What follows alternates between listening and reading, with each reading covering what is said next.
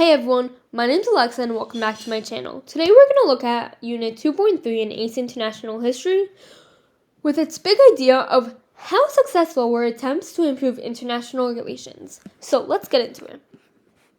Firstly, the speech delivered in 1946 by Joseph Paul Boncourt, which was the French representative at the League of Nations, basically was saying that the League was fulfilling all of its duties and settled many disputes in their initial stages that would have eventually became battles if the League was not there. So France was basically just praising the League on their good duties. Now, the high cost of war led to high taxation and extensive foreign borrowing, which led to rising inflation. This is because many countries left the gold standard, which the definition is right over here, to print more money, since they thought printing money was the answer to pay its reparations and the costs of war. But this caused inflation. So, in 1928, all nations returned to the gold standard. Now, the role of the USA was that it provided many loans for the other European countries, since after World War I, while it suffered inflation and unemployment, they emerged as the world's leading economic power. This time period was known as the Roaring Twenties. However, there were still problems with German reparations. First, French and Belgian troops were still occupying the Ruhr, threatening peace in Europe. Secondly, Germany claimed it was still unable to make its reparation payments.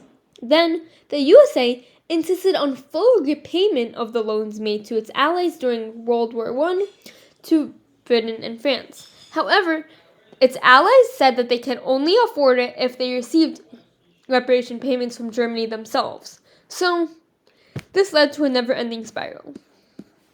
However, the Dawes Plan, created by Charles Dawes, was an attempt to fix this. The first step of this plan was that French and Belgian troops would withdraw from the Ruhr. Then, Germany reparations payments would be restructured so it would be more affordable. However, the cost of the reparations would not be lowered. Then, Germany's national bank, known as the Reichsbank, was restructured and supervised by representatives of other countries from the conference so that they knew that all their money was going to the right place. Then, Germany received a foreign loan from the USA to stabilize its economy and meet the reparation payments, so that now that Germany could pay its reparations with the loan, France and Belgium could give the USA back its loans. Now, the Locarno Conference, which occurred in Switzerland in 1925, had many aims.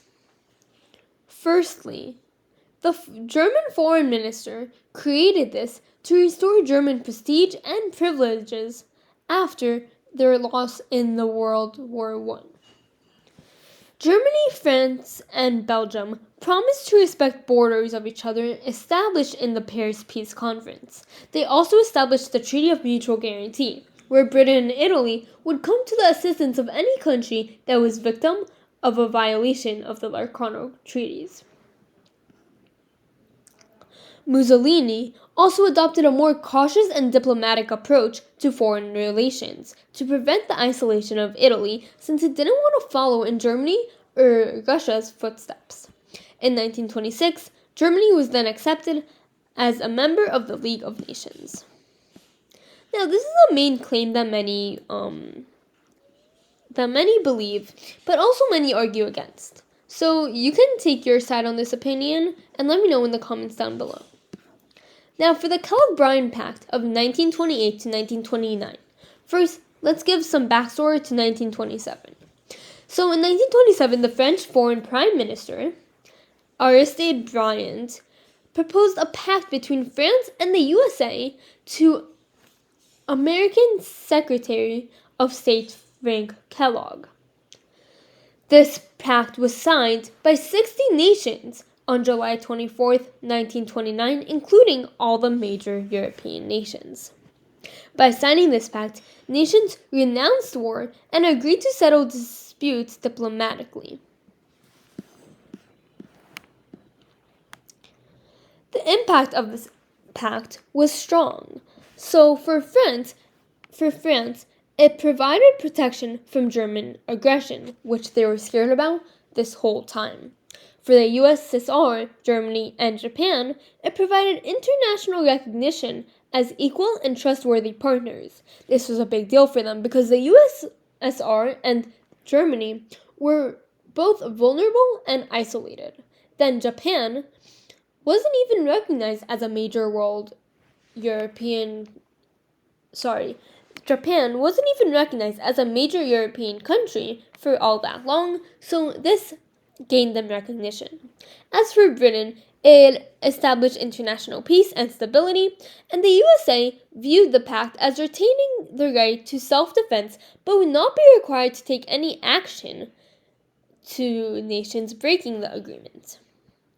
So it was basically just like a whatever pact for the USA, while all the other ones took it very seriously. Now, Owen Young created a plan to reduce the amount of reparations for Germany because once Germany paid reparations, they would not be able to pay back US loans.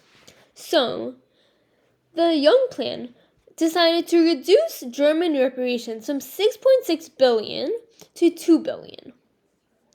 Also, the international controls established in the Dawes Plan were dismantled.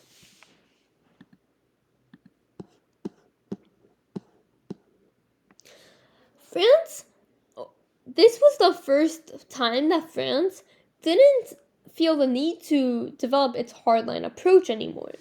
So, they developed a more conciliatory approach towards Germany. This is shown in their agreement to the Locarno Treaties, the Kellogg-Briand Pact, and the Young Plan. Now, as for Britain, I know that you can't see this side really well, but I'll just explain it. So in 1921, Britain established diplomatic relations with the Bolsheviks.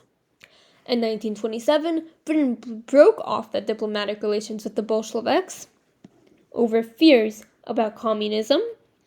But then in 1929, Britain re-established the diplomatic relations with Russia.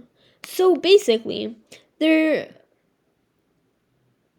relations with Russia first started up here, then went down there, and then went back up there. The USA's isolationism policy showed a lack of interest in joining the League of Nations and participating in European relations. The USA, however, still was interested in the economic recovery of European nations for the repayment of their loans that they gave them. As for Germany, they were prepared to compromise, mostly to help economic problems. Under Stresemann, they formally accepted the Treaty of Versailles and joined the League of Nations as a permanent member. Now, the USSR was largely isolated in the 1920s as other countries feared the spread of communism.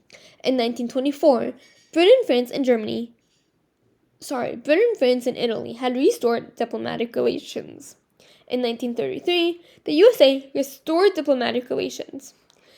However, the USSR was still resentful of the fact that they were not allowed to join the Paris Peace Conference or the League of Nations.